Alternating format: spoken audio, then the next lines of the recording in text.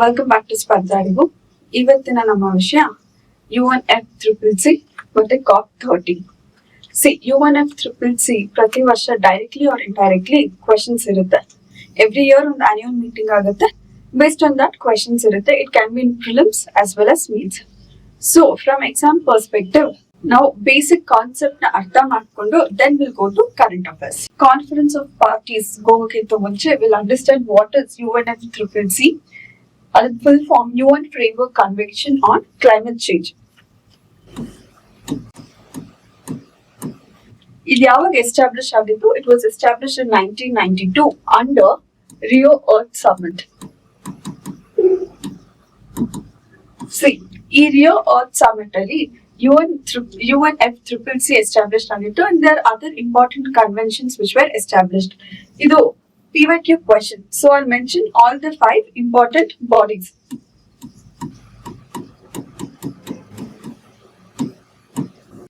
The first one is UNFCCC. Next we have UN. Then you have UN Convention on Biological Diversity. UN Convention on Combat of Desertification. UNCCD Combat of Desertification. Idu desertification ಬಗ್ಗೆ, ಇದು biological diversity protection ಬಗ್ಗೆ, and this is climate change.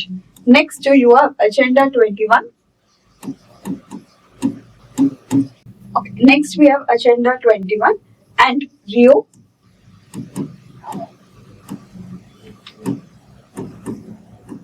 And next it is Rio Declaration. This 3 conventions ನಮಗೆ exam perspective ಇಂದ important. ಇವಾಗ ಒಂದು convention established ಆಯ್ತು. Finance ಕೂಡ ಬೇಕು to achieve the objectives. So ಈ ಕನ್ವೆನ್ಷನ್ಸ್ ಗೆ what is the financing mechanism ಅಂದ್ರೆ it is GEF, Global Environment Facility. This is under the trusteeship of World Bank. Okay, ಇದೆಲ್ಲ PYQ ಕ್ವೆಶನ್ ಆಗಿತ್ತು, ಅದಕ್ಕೆ I am mentioning in specific. GEF ಬರೀ 3ಕ್ಕೆ fund ಮಾಡುತ್ತಾ ಅಲ್ಲ, there is also other 2. ಅದ್ ಯಾವ್ದಂದ್ರೆ Minamata Convention related to mercury and Stockholm Convention related to persistent organic pollutant. So GEF will fund all these 3 conventions. Many students COP ಅಂದ್ರೆ ಗೊತ್ತಿರಲ್ಲ. COP stands for Conference of Parties. ಅಂದ್ರೆ ಏನಿದು Conference of Parties ಅಂದ್ರೆ UNFCCC member countries every year they'll come together. ಇದನ್ನ ನಾವು conference of parties ಅಂತೀವಿ. It is the highest decision making body. Okay, remember decision making body ಯಾವುದು? ಈ COP every year meet ಆಗ್ತಾರೆ. And so ನಮ್ಗೆ series ಇದೆ, COP1, COP2, COP3 ಅನ್ನೋ series ಇದೆ. ಇಟ್ ಇಸ್ ಸೆಕ್ರೆಟರಿಯೇಟ್ ಎಲ್ಲಿರೋದು? It is in Bonn. Okay, so from exam perspective ಇಂದ ನಾವು ವೆರಿ ಇಂಪಾರ್ಟೆಂಟ್ ಕಾಪ್ಸ್ ನೋಡೋಣ. KE ಅಥವಾ KPSC ಎಕ್ಸಾಮ್ಸ್ ಅಲ್ಲಿ ಎಸ್ಪೆಷಲಿ ಪ್ರಿಲಿಮ್ಸ್ ಅಲ್ಲಿ how they can ask this ಅಂದ್ರೆ ಮ್ಯಾಚ್ ದ ಫಾಲೋಯಿಂಗ್ ತರ ಕೇಳ್ಬೋದು. Every COP has an agenda declaration ಇರುತ್ತೆ ಅಥವಾ ಆಬ್ಜೆಕ್ಟಿವ್ ಇರುತ್ತೆ. So they may say COP18 match it with the declarations. ಆ ತರ ಮ್ಯಾಚ್ ದ ಫಾಲೋಯಿಂಗ್ ಕ್ವೆಶನ್ಸ್ ಕೇಳ್ಬೋದು. So the 6 to 7 very important COP, ಅದನ್ನ 1 by 1 ನೋಡ. The very first COP Berlin Germany ನಲ್ಲಿ ನಡೀತು. That's not so important, but ನಮ್ಗೆ COP3 is very important. COP3 ಯಾಕೆ important ಅಂದ್ರೆ it is because of the Kyoto protocol. Previous ನನ್ನ videos ಅಲ್ಲಿ I said you Kyoto protocol ಬಗ್ಗೆ, but ನಾವ್ will go in detail.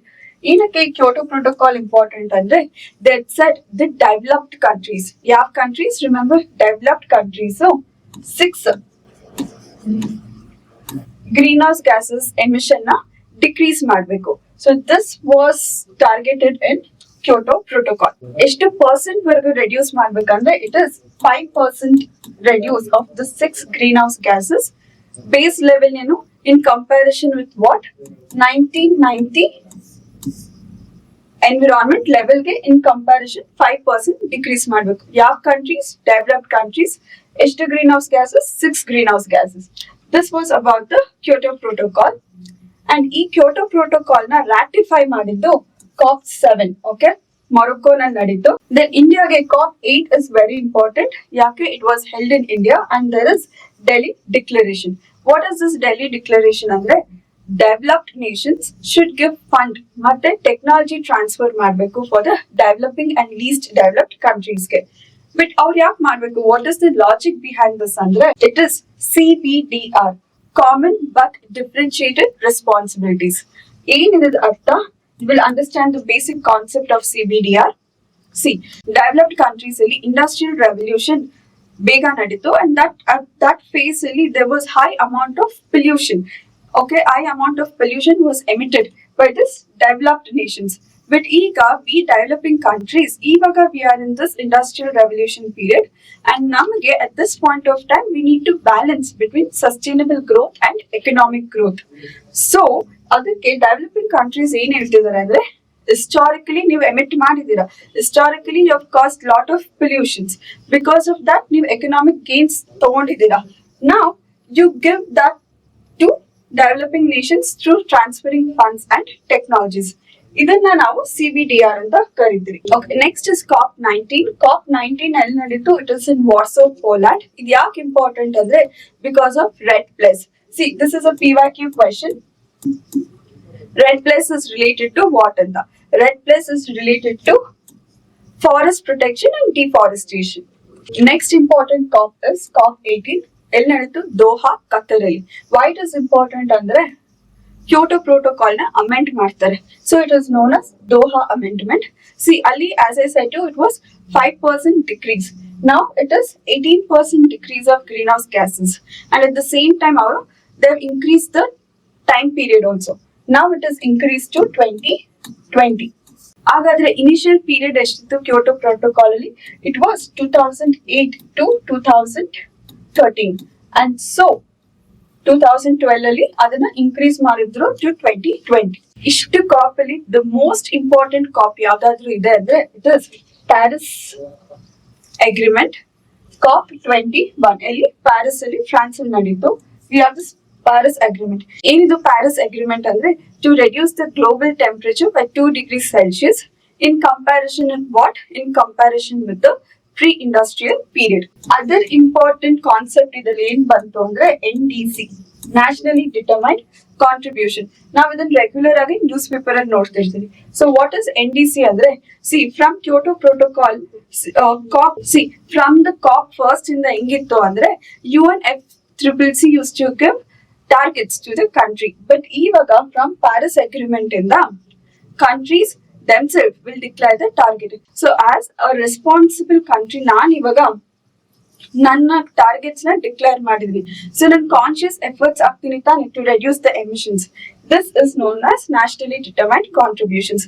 ಇವಾಗ ಈಚ್ ಕಂಟ್ರಿ ಹಸ್ ಡಿಕ್ಲೇರ್ಡ್ ಒಂದು monitor mechanism ಇರಬೇಕಲ್ವಾ?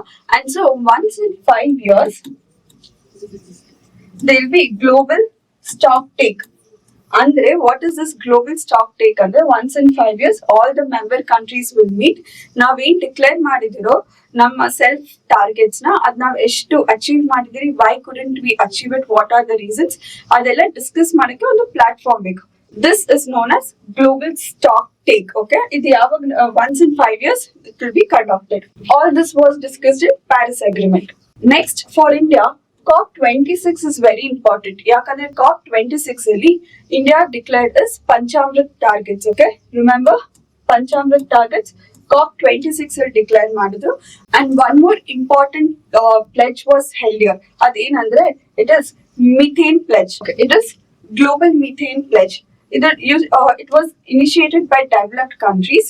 What is this ಅಂದ್ರೆ to reduce the methane emission by 30% by 2030. Okay, ಇದನ್ನ global methane pledge ಅಂತಾರೆ. Did India sign this pledge? No, India did not sign this pledge.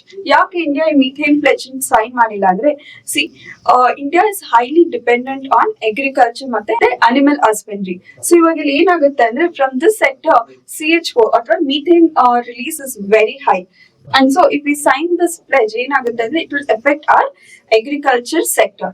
ಅದಕ್ಕೆ India did not sign it. ಇದು direct question ಆಗುತ್ತೆ, is India part of global methane pledge ಅಂತ. Next important COP is COP27 Egypt ಅಲ್ಲಿ ನಡೀತು. ಇದರಲ್ಲಿ you need to remember loss and damage fund. ಏನಿದು L&D fund ಅಂದ್ರೆ ಇವಾಗ ಏನಾದ್ರು ಕ್ಲೈಮೇಟ್ ಚೇಂಜ್ ಆದ್ರೆ cyclones intensity ಜಾಸ್ತಿ ಆಗುತ್ತೆ. Which are the countries will be more vulnerable? On the developed countries or the developing countries or the small islands? It is usually developing countries and small island groups. ಅವ್ರಿಗೆ ಇದು ತುಂಬಾ effect ಆಗುತ್ತೆ. So under this ಕಾಪ್ ಏನ್ discuss ಮಾಡಿದ್ರು ಅಂದ್ರೆ we need to give a financial help to this vulnerable countries. ಅದನ್ನ ನಾವು loss and damage fund ಅಂತೀವಿ. The same loss and damage fund came into operation ಯಾವ್ದಲ್ಲಿ ಅಂಡರ್ ಕಾಪ್ 28. ಈ ಕಾಪ್ 27 ಅಲ್ಲಿ there is Mangrove Alliance. This is very important ಯಾಕಂದ್ರೆ India is part of this Mangrove Alliance. ಇದು was initiated by UAE and Indonesia. And one more important initiative ಏನಂದ್ರೆ aware initiative. Aware initiative ಇದು ಕೂಡ PYQ question ಆಗಿದೆ. It was a direct question. Aware initiative is related to what? It is related to water. Okay. Sustainable use of water. Next now COP28 ಹೋಗೋಣ. As I said you, loss and damage fund was operationalized here. ಇದರಲ್ಲಿ other very important thing is global stock take. ನಾನು ಇದನ್ನ Paris Agreement ಅಲ್ಲಿ explain ಮಾಡಿದೆ. The first ever global stock take was held at COP28. Okay, ಅದಕ್ಕೆ this becomes important. For prelims ಇದು important COP ಆಗುತ್ತೆ. Just COP 1 ಅಂತ ಬರ್ಕೊಂಡು add 2 to 3 points under that. ಆ ತರ ನಿಮ್ಗೆ 6 to 7 COP ಸಿಗುತ್ತೆ. ಏನಾದ್ರು match the following questions ಬಂದ್ರೆ it will be easy for you to eliminate and come to a correct answer. Now ಈಗ 2025 COP ಹೋಗೋಣ, which is COP 30. ಈ COP 30 ಎಲ್ಲಿ ನಡೆಯಿತು? Bellam, Brazil. Okay, it is important on 6 to 7 outcomes ಇದೆ, important terms ಇದೆ. We'll see one by one. Okay, the first outcome is Bellam package. ಏನಿದು Bellam package ನ? ಈ ಬೆಲ್ಲಂ ಪ್ಯಾಕೇಜ್ ನ ನಾವು ಇಂಪ್ಲಿಮೆಂಟೇಷನ್ ಟೂಲ್ ಕಿಟ್ ಅಂತಾನು ಕರಿತೀವಿ. ಏನು? Implementation tool kit. ಸಿ ಏನಾಗ್ತಿತ್ತು ಅಂದ್ರೆ from the Kyoto protocol there was only discussions, ಮಾತುಕತೆ ನಡೀತಿತ್ತು. All the discussions was on the paper, but on field activities ನಡೀತಿದ್ದ no. Implementation ತುಂಬಾ ಕಮ್ಮಿ ಇತ್ತು. So in this Bellam package they said stop discussing and start working. Okay, ಮಾತುಕತೆ ಕಮ್ಮಿ ಮಾಡಿ will start working ಅಂತ. ಇದನ್ನ they called it as discussions to implementation. Remember Bellam package questions ಹೆಂಗ್ ಕೇಳ್ತಾರೆ ಅಂದ್ರೆ easy. Bellam package is related to what? Bellam package is related to climate change effort. Next very important outcome is global Motirav agreement. Idu global Motirav ge now importance kodbeku. The term Motirav, see every society has a fundamental value. Your nam society ge it is Vasudhaiva Kutumbakam. Ade tara Brazil society nalli there is one value known as Motirav. Enidu Motirav andre the entire community should come together to achieve a target anta. In the same way here what they are saying andre the entire globe should come for sustainable development anta, for climate change initiatives anta. Okay, see priorities, cooperation and implementation.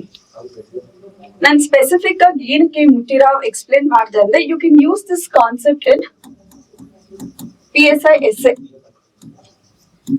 See PSI essay ನಲ್ಲಿ if there is any environment related topic, global Motirav agreement ಬಗ್ಗೆ mention ಮಾಡಬಹುದಲ್ವಾ? Global Motirav agreement ಬಗ್ಗೆ mention ಮಾಡಬಹುದು.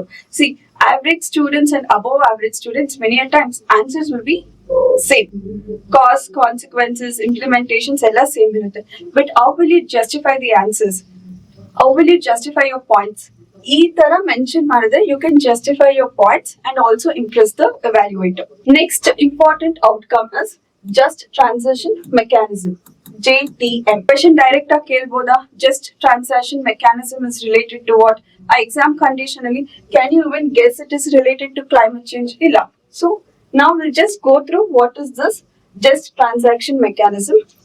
With an example I'll try to explaining. See, ಈ area ನಲ್ಲಿ there is large amount of coal mining, iron, steel factories ಇದೆ. Huge amount of population is dependent on these factories, employment ಗೆ. Now all of the sudden government ಏನ್ ಮಾಡುತ್ತೆ ಅಂದ್ರೆ will shift from non-green technology to green technology ಅಂತಾರೆ. ಈ area ನಲ್ಲಿರೋ carbon emitting industries ಗೆ drawback ಅಲ್ವಾ? But what about the people who are largely dependent on this? ಅವ್ರಿಗೆ ಸ್ಕಿಲ್ ಇಲ್ಲ, ಅವ್ರಿಗೆ ಬೇರೆ ಆಪ್ಷನ್ ಇಲ್ಲ. So is it a sustainable growth? Is it a sustainable development? No. This is what just transition mechanism is targeting. ನೀವು as a government if you are moving from non green technology to green technology, ಆ phase ಅಲ್ಲಿ ಕೆಲವೊಂದು frictions ನಡೆಯುತ್ತೆ. May be unemployment, people may not agree, ಆ ತರ ನಡೆಯುತ್ತೆ. So government should give certain skills, should give some finances. So our particular government should give certain skills to the people. Employment transactions smooth ಆಗಿ ಮಾಡಬೇಕು, capacity building increase ಮಾಡಬೇಕು. Government should be smooth. ಇದನ್ನೇ ನಾವು JTM ಅಂತ ಕರಿತೀವಿ. This is what was discussed. ನಾನು ನಿಮ್ಗೆ ಆಗ್ಲೇ ನ್ಯಾಷನಲಿ ಡಿಟರ್ಮೈನ್ಡ್ ಕಾಂಟ್ರಿಬ್ಯೂಷನ್ ಬಗ್ಗೆ ಎಕ್ಸ್ಪ್ಲೈನ್ ಮಾಡಿದೀನಿ. ನಾವು ಈ ಬೆಲ್ಲಂ ಪ್ಯಾಕೇಜ್ ಅಲ್ಲಿ ಏನ್ ಮಾಡ್ತಿದ್ದಾರೆ ಅಂದ್ರೆ, they are coming up with different monitor tool kits. Very important, Belem health action plan. ಏನಿದು Belem health action plan? See, ಈ ತರ ಕ್ವೆಶನ್ಸ್ ಪ್ರಿಲಿಮ್ಸ್ ಅಲ್ಲಿ ಬರಲ್ಲ, but can you use it in PSI essay questions or mains questions? You can use it. What is this Belem health action plan ಅಂದ್ರೆ, now they are linking global climate change link ಮಾಡ್ತಿದ್ದಾರೆ, health include ಮಾಡ್ತಿದ್ದಾರೆ, and also economic status ಎಲ್ಲ include ಮಾಡಿ they are trying to give a good lifestyle, sustainable lifestyle to all the people. ಈ concept ನ ಈಸಿಯಾಗಿ ಒಂದು example ಅಲ್ಲಿ I try to explain you.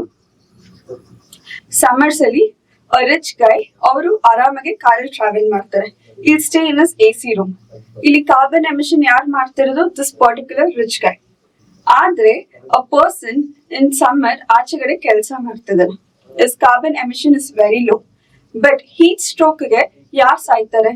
whether it's rich guy or this poor guy, yaar vulnerable ಆಗ್ತಾರೆ because of this climate change. It is always a lower economic standard iro jana, they're more vulnerable to climate change and health. They're more vulnerable to this climate change. Idanne they have said it as Bellam Health Action Plan. Now government should take steps to reduce this injustice anta. Okay, next important topic is tropical forest forever facility. ಏನಿದೆ tropical forest forever facility ಅಂದ್ರೆ, think ನಮ್ ಇಂಡಿಯಾನಲ್ಲಿ certain percentage of forest ಇದೆ. Over a period of time if we increase it or if we maintain the same forest area, ನಮ್ಗೆ performance based payment ಕೊಡ್ತಾರೆ. ಇದನ್ನೇ tropical forest forever facility ಅಂತಾರೆ. And how they monitor? based on satellites images in the monitor ಮಾಡಿ for performance check ಮಾಡಿ they'll give the payments. The most important thing is Bellam 4x pledge.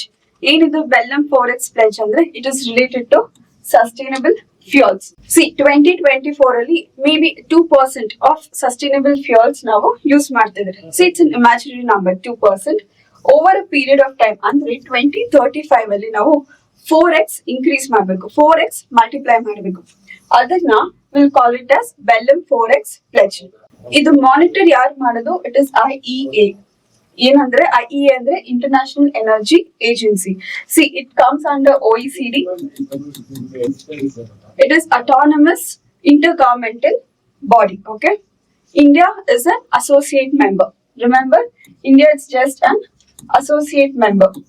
ನಾವು current affairs ಅಲ್ಲಿ world energy outlook ಅನ್ನೋ report ನೋಡ್ತಿರಲ್ವಾ, this is given by IEA. ಈ IEA will monitor this 4x pledge. Next, it is Bellam Gender Action Plan. ಏನಿದು Bellam Gender Action Plan ಅಂದ್ರೆ, ಏನಾದ್ರು climate change ಆದ್ರೆ you say me who will be more vulnerable? Men population or women population? Women population are more vulnerable to climate change. And at the same time, children ಮತ್ತೆ scheduled tribes people ಅವ್ರು ತುಂಬಾ vulnerable ಆಗ್ತಾರೆ to climate change. ಅವ್ರ first ಇದು effect ಆಗುತ್ತೆ. ಸೊ ಇವಾಗ they are linking climate change with gender also.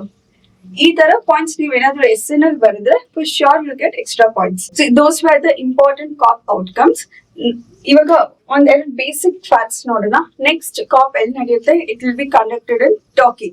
And very important thing is India interest ತೋರಿಸಿದೆ ಟು ಕಂಡಕ್ಟ್ ಕಾಪ್. ಅವಾಗ ಕಾಪ್ 33 in 2028. ಇಲ್ಲಿ ಯಾವ ತರ ಕ್ವೆಶನ್ ಬರ್ಬೋದು ಅಂದ್ರೆ, did India conduct UNFCCC COP? Yes, India conduct ಮಾಡಿದೆ. ನಾನು ಆಗ್ಲೇ ಎಕ್ಸ್ಪ್ಲೇನ್ ಮಾಡಿದೆ. COP 8 Delhi declaration. ಇವಾಗ second time India showing interest. Okay, ಇದು PYQ question. Directly they asked about Paris 2015. ನಾ ಅದೇ ಹೇಳಿದ್ದು, ಇಂಪಾರ್ಟೆಂಟ್ ಕಾಪ್ಸ್ ನ ಡೈರೆಕ್ಟ್ ಆಗಿ ದೇ ಲಾಸ್ಟ್ ಕ್ವೆಶನ್ಸ್ ಅಂತ. So it's very important to have notes of important cops.